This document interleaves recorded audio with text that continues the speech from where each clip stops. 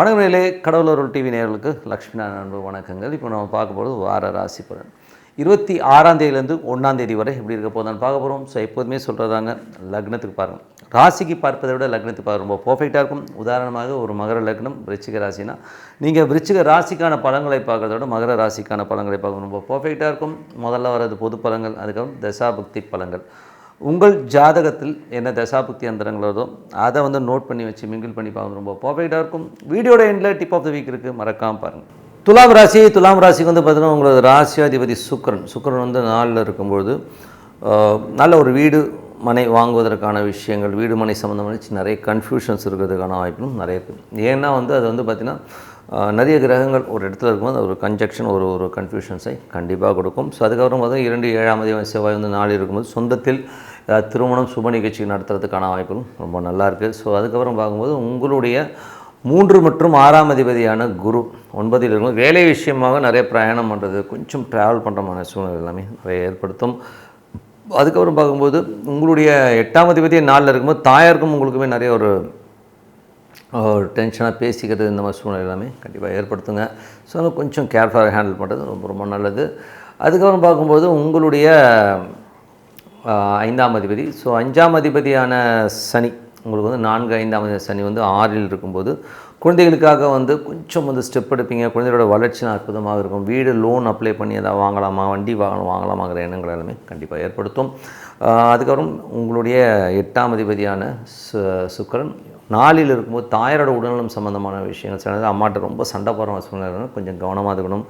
வீடு வேலை, வீடு பராமரிப்பு வேலையெல்லாம் இப்போது உடனே ஆரம்பிக்கும், கொஞ்சம் டிலேடாக ஆரம்பிக்கிறது ரொம்ப ரொம்ப நல்லது. அதுக்கப்புறம் 9ஆம் அதிபதி, ஸோ 9ஆம் அதிபதியான 9-12ஆம் அதிபதி புதன் வந்து பார்த்திங்கன்னா ஒரு 4ல் இருக்கும்போது நிறைய வீடு சம்மந்தமான விஷயம் கொஞ்சம் செலவு வர்றதுக்கான வாய்ப்புகள் இருக்குது. தந்தைக்கும் உங்களுக்கும் நிறைய கிளாஷஸோ இல்லை அப்பாவுக்கு சில நேரம் உடல்நலம் சம்மந்தமான விஷயம் கொஞ்சம் குறை வர்றதுக்கான வாய்ப்பு ரொம்ப ரொம்ப கவனமாக இருக்கணும். வெளிநாட்டில் இருக்கவங்களுக்கும் பார்த்திங்கன்னா சின்னதாக ஒரு மன உளைச்சல் வந்து போகிறதுக்கான வாய்ப்பு ரொம்ப ரொம்ப கவனமாக இருக்கணும். 10ஆம் அதிபதியான சந்திரன், 10ஆம் அதிபதி சந்திரன் வந்து சிறப்பான விஷயம், நல்ல ஏற்றங்கள் கொடுத்தாலும் ஒரு புதன் வியாழக்கிழமைகள் வந்து சின்னதாக ஸ்ட்ரெஸ்ஸஸ் வந்து போகிறதுக்கான வாய்ப்பு ரொம்ப ரொம்ப கவனமாக இருக்கணும். 11ஆம் அதிபதியான சூரியன் 4ல் இருக்கும். புதிய வண்டி வாகனங்கள், வீடு வாங்கணும் அப்படிங்கிற எண்ணங்கள் எல்லாமே நிறைய தூண்டிவிடும். பட் இருந்தாலும் நம்மளோட லிமிட் என்ன அப்படிங்கிறத யோசித்து இறங்குறது ரொம்ப ரொம்ப நல்லது. ஸோ இதுவரை பார்த்த பொது பலன்கள் இப்போ பார்க்கும்போது தசாபுக்தி பலன்கள்.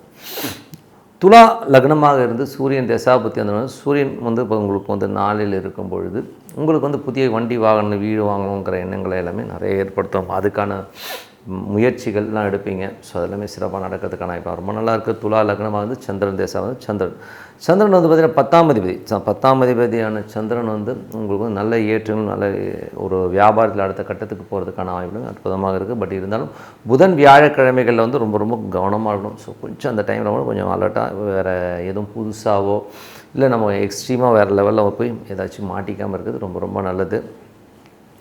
அதுக்கப்புறம் பார்க்கும்போது உங்களுடைய துலா லக்னமாக இருந்து செவ்வாய் தசாபுக்தி, செவ்வாய் வந்து 4ல் இருக்காருங்க. ஸோ 7ஆம் அதிபதி 4 இருக்கும். சொந்தத்தில் ஏதாச்சும் வந்து ஒரு வரன் அமைகிறது, இந்த மாதிரி விஷயங்கள்லாம் இருக்கும். திருமணம் கைக்கூடி வர்றதுக்கான வாய்ப்பு எல்லாமே அற்புதமாக இருக்குங்க. ஸோ அதெல்லாமே ரொம்ப நல்ல விஷயம். துலா லக்னமாக இருந்து ராகு தசாபுக்தி அந்தரங்கள். ராகு வந்து பார்த்திங்கன்னா உங்களுக்கு வந்து இப்போ இருக்கிறது வந்து 5ல் இருக்க. ஸோ குழந்தைகளோட விஷயங்களில் கொஞ்சம் மனக்கலக்கம் கொடுக்கும். என்ன இந்த புள்ள எப்படி இருக்குது அப்படிங்கிற ஃபீல் எல்லாமே கண்டிப்பாக கொடுக்குங்க. துலா லக்னமாக குரு தேசாபுக்தி, குரு வந்து பார்த்திங்கன்னா உங்களுக்கு 3 மற்றும் 6ஆம் அதிபதியான குரு உங்களுக்கு வந்து 9ல் வந்து வக்கரமாக இருக்கும்போது கொஞ்சம் நம்ம பிரயாணம் பண்ணுவோம், பெரிய பெரிய பிரயாணங்கள் பண்ணி ஏதாச்சும் பண்ணணும்னு நினைப்போம். பட் ஆனால் அதெல்லாம் லாபங்கள் வந்து கொஞ்சம் டிலேடாக வர மாதிரி ஃபீலை கண்டிப்பாக கொடுக்கும். அதே நேரத்தில் வந்து தந்தை சார்ந்த உடல் உபாதைகள்லாம் வரணும். ஸோ அதனால் வந்து அப்பாவுடைய உடல்நலம் சம்மந்தமான விஷயங்கள் ரொம்ப ரொம்ப கேர்ஃபுல்லாக இருந்துக்கிறது ரொம்ப ரொம்ப நல்லது. அதுக்கப்புறம் துலா லக்னமாக இருந்து சனி தசாபுக்தி, சனி வந்து பார்த்திங்கன்னா உங்களுக்கு வந்து 4 மற்றும் 5ஆம் அதிபதி 6ல் இருக்கும்போது சொத்துக்கள் சம்மந்தமான சிறப்பான விஷயங்கள், வேலையிலையும் பார்த்திங்கன்னா அடுத்த கட்டத்துக்கு போகிறதுக்கான வாய்ப்பெலாம் ரொம்ப நல்லாயிருக்கு. குழந்தைகளும் வந்து அடுத்த கட்டத்துக்கு வந்து முன்னேறி போய் கொஞ்சம் வந்து பர்ஃபார்ம் பண்ணுவோம். பட் இருந்தால் சின்ன சின்ன சோம்பேறித்தனங்களும் வந்து போகும். ஸோ அதெல்லாமே வந்து தவிர்க்க முடியாது. அதுக்கப்புறம் துலா லக்னமாக இருந்து புதன் தசாபுக்தி, புதன் வந்து பார்த்திங்கன்னா உங்களுக்கு 9-12ஆம் அதிபதி உங்களுக்கு வந்து 4ல் இருக்கும்போது கொஞ்சம் அப்பா அம்மா சம்மந்தமான விஷயம் கொஞ்சம் செலவு பண்ணுறமான சூழ்நிலை கண்டிப்பாக ஏற்படுத்தும். வண்டி வாகனம், வீடு பராமரிப்பு செலவுகள் எல்லாமே சின்னதாக வந்து போகிறதுக்கான கொஞ்சம் கவனமாக இருந்துக்கிறது ரொம்ப ரொம்ப நல்லது. துலா லக்னம் வந்து கேது தேசாவும் கேது 11 இருக்கும்போது இப்போ வீடு சொத்துக்கள் ஏதாவது லிட்டிகேஷன் கேசஸ் நடந்துகிட்டு இருந்ததுன்னா அதெல்லாம் வந்து கிளியராக இருக்கானா இப்போலாம் ரொம்ப நாளுக்கு நினச்சி பார்க்க முடியாமல் திடீர்னு வந்து அது வந்து ஒரு அவுட் ஆஃப் கோர்ட் போயிட்டு கூட நீங்கள் பேசி முடித்து அது கிளியராக இருக்கானா எப்பவுமே ரொம்ப நல்லா இருக்குங்க. துலா லக்னமாக வந்து சுக்கிர திசை சுக்கிரன் வந்து 8ஆம் அதிபதி. ஸோ 8ஆம் அதிபதி வந்து பார்த்தீங்கன்னா 4ல் இருக்கும்போது கொஞ்சம் அம்மாவுக்கு உங்களுக்கு கொஞ்சம் மன உளைச்சல் லேண்டு டாக்குமெண்டேஷன் சம்மந்தமான விஷயம் கொஞ்சம் கேர்ஃபுல்லாக இருந்துக்கிறது ரொம்ப ரொம்ப நல்லதுங்க. ஸோ மற்றபடி என்னை பொறுத்த ஒரு நல்ல ஒரு பிரார்த்தனை பண்ணது 6 இரணை பிரார்த்தனை பண்ணுவோம் கண்டிப்பாக அடுத்த லெவல் போகிறதுக்கான ரொம்ப சிறப்பாக இருக்குது. Tip of the week. So tip of the வீக்கில் வந்து பார்த்திங்கன்னா இப்போ நம்ம பார்க்க போகிற விஷயங்கள் என்னென்னா போன ஜென்மத்தில் பண்ண இந்த பாவ புண்ணியங்கள் இப்போது தொடருமா, நமக்கு அதனால் பாதிப்பு வருமாங்கிற விஷயத்தை தான் நம்ம வந்து பார்க்க போகிறோம்.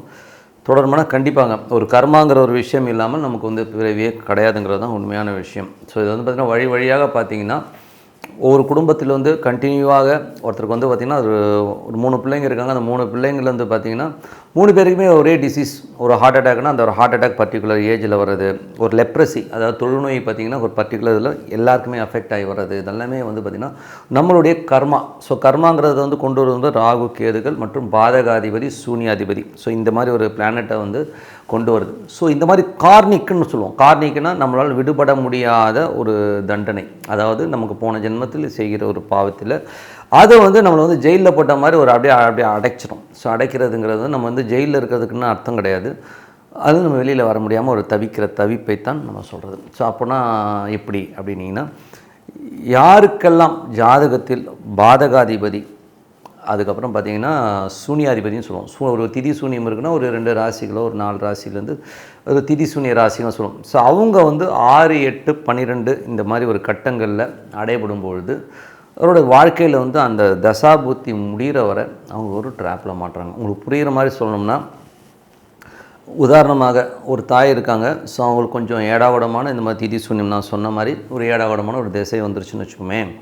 அப்போ என்ன ஆகுதுன்னா அவங்களுக்கு ஒரு குழந்தை பிறகுது. அந்த குழந்தைக்கு வந்து ஒரு மன வளர்ச்சி கூண்டி போய் அது வந்து ஒரு 15-16 வருஷம் இருந்து கஷ்டப்பட்டு அதனால் அந்த 16 வருடங்கள் இப்போ ஒரு குரு தேசம் நடந்து அந்த மாதிரி ஏடாவடம் மாட்டும்போது ஒரு 16 ஆண்டுகள் அவங்க வந்து ரொம்பவும் அந்த கடினமான ஒரு துக்கத்தை அனுபவிக்கணும். அதை அனுபவிச்சவங்களுக்கு தான் தெரியும். அதே மாதிரி நல்லா இருந்திருப்பாங்க. ஒரு சின்னதாக ஒரு ஆக்சிடெண்ட் ஆகிருக்கும். ஸோ அது வந்து கார்னிக்காக ஏதோ ஒரு இதாகி சித்தப்பிரம பிடிச்சி இருக்கிறது, அது பார்த்தீங்கன்னா ஒரு 10 வருஷம் 12 வருஷம் அப்படியே இருக்கிறது. அதுக்கப்புறம் பார்த்திங்கன்னா ஒரு மென்டலி நல்லா இருந்தார், ஆனால் திடீர்னு பார்த்திங்கன்னா ஒரு மென்டலி கொலாப்ஸ் ஆகிறது. இந்த மாதிரி சூழ்நிலைகளில் அகப்பட்டவங்களுக்கு தான் தெரியும் அது எவ்வளோ பெரிய பெயின்னு.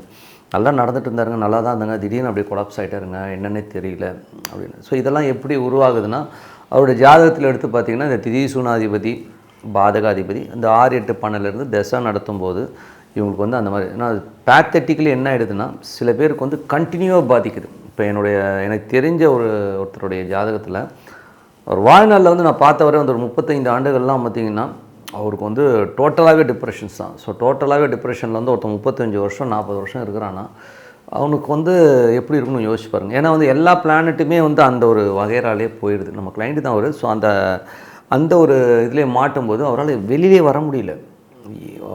அவரும் போராடுறாரு, என்னென்னோ பண்ணி பார்க்குறாரு. பட் சீக்வன்ஸ் வந்து அவருக்கு கை கொடுத்து வரவே இல்லைங்கிறது தான் ரொம்ப பேத்தட்டிக்கான விஷயம். இன்னமும் அவர் போராடிட்டு தான் இருக்கிறான்றதும் ரொம்ப கஷ்டமான விஷயம். ஒரு 35 ஆண்டுகள் போராட்டங்கள்லாம் வந்து யோசிச்சு பாருங்கள். ஏன்னா அது லைனாக வர எல்லா திசையுமே அந்த ட்ராப்பில் மாட்டுது.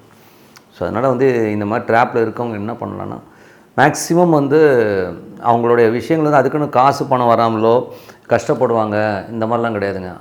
இவங்க சேர்த்து வைக்கிறது இவங்க அனுபவிக்கிறது இல்லை, வேறு யாரோ எடுத்துகிட்டு போயிடுவாங்கிறது தான் உண்மையான விஷயம். இந்த பாதகாதிபதி திதி சூனியாதிபதி நடக்கும் திசைகளில் ஒன்று இந்த மாதிரி ட்ராப்பில் போய் மாட்டி மன உளைச்சலை கொடுத்துரும். மன உளைச்சல் கொடுக்கலன்னா கூட இவங்க ஓடி ராத்திரி பகலமாக நான் பணம் சம்பாதிச்சு வச்சுருப்பாங்க. கடைசியில் பார்த்தா அந்த பேப்பர்லாம் பார்த்திங்கன்னா இன்னொருத்தர் எடுத்துகிட்டு போகிறது தான் பேட்ரு.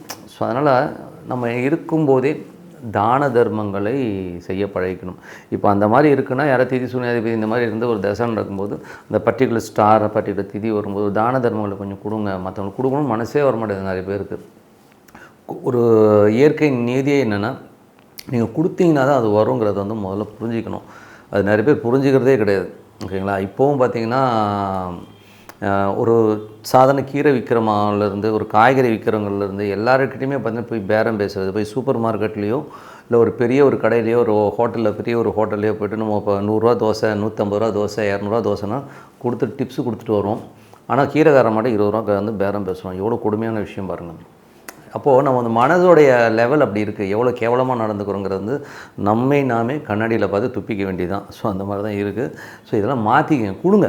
ஒரு 10 ரூபானா 20 ரூபா கொடுங்க. என்ன 10 ரூபா 20 ரூபாவில் அவன் நம்ம மாடி வீடை கட்ட போகிறான், இல்லை உங்கள் சொத்தை எடுத்துகிட்டு போகிறான். ஸோ உங்களது மனதை விசாலப்படுத்தி நீங்கள் தான தர்மம் பண்ணிக்கிட்டே வரணும். இப்போ சம்பாதிக்கிற காசெல்லாம் என் பிள்ளைக்கு, என் பேரனுக்கு, முப்பாட்டன் எல்லாம் எனக்கே வேணும், எல்லாம் எனக்கே வேணும்னீங்கன்னா நாளைக்கு உங்களுக்கு ஒன்றுமே இருக்காது. இதனால் நீங்கள் பாதிக்கப்படுறீங்கிறது தான். ஏன்னா அடித்து பிடுங்கிறதுலாம் இருக்குது. மற்றவங்க சொத்தெல்லாம் அடித்து பிடுங்கணும், ஒருத்தன் மாட்டானா அவனை மொட்டை அடிக்கணும் அப்படிலாம் நினைக்கிறவங்களாம் வந்து அவங்க சந்ததி மட்டும் இல்லை, இவனே அனுபவிக்கிறது கிடையாது. டோட்டலாக இது வந்து டோட்டலாக வந்து கோட்டுத 30-40 வருஷம் கேஸ் நடந்ததெல்லாம் இருக்குது. ஸோ இந்த மாதிரிலாம் எடுத்து பார்த்தீங்கன்னா இவனும் அனுபவிக்குதை, மற்றவனையும் அனுபவிக்குதை, இவன் இருந்து செத்து போயிடுவான். நான் என்ன இருக்கும்போது கொடுத்துட்டு போயேன், எவ்வளோ தான் சாப்பிட்ருவேன், ஒரு அட்லீஸ்ட் ஒரு 10% தான தர்மம் பண்ணான், என்ன 15% தான தர்மம்னா, இதெல்லாமே மக்களுக்கு வந்து அந்த இதே தெரியல. எல்லாம் எனக்கு வேணும் எனக்கு வேணும்னா நாளைக்கு உனக்கு ஒன்றுமே இருக்காதுங்கிறது தான் உண்மையான விஷயம். புரிஞ்சுக்கோங்க. உங்கள் அப்பா என்ன செஞ்சார், உங்கள் தாத்தா என்ன செஞ்சார், அவங்க லைஃப் ஹிஸ்ட்ரியெல்லாம் வந்து எடுத்து பார்த்தீங்கன்னா அப்போ தெரியும் அவங்க என்ன தப்பு பண்ணாங்கன்னு. ஸோ கொடுத்து தான தர்மங்கள் செஞ்சு தான் இதை வந்து பரிகாரமாக பண்ண முடியுமே ஒழிய நீங்கள் வந்து அது உடனே வந்து நான் இதை கொடுத்தா இது தீர்மானம் இல்லை, ரேண்டமாக கொடுத்துட்டு வாங்க. உங்களோட தகுதி வந்து ஒரு 10,000 சம்பாதிக்கணும், உங்களால் ஒரு 100 ரூபா தானம் பண்ண முடியாதா, ஒரு 20,000 சம்பாதிக்கணும், ஒரு 200 ரூபா தானம் பண்ண முடியாதா, அது கூட கொடுக்கறதுக்கு மனசு இல்லைங்கிறது தான் ரொம்ப வருத்தமான விஷயம். தான தர்மங்கள் செஞ்சால் தான் இதுலேருந்து தப்பிக்க முடியும்னு சொல்லிட்டு உங்களோட விடைபெறுவது உங்கள் லட்சுமி நாராயணன். கடவுள் அருள் டிவியை பார்த்தமைக்க நன்றிகள். மேலும் இது போன்ற தகவல்களை தெரிந்து கொள்ள கடவுள் அருள் டிவியை சப்ஸ்கிரைப் செய்யுங்கள். மறக்காமல் பெல் ஐக்கானை கிளிக் செய்யுங்கள்.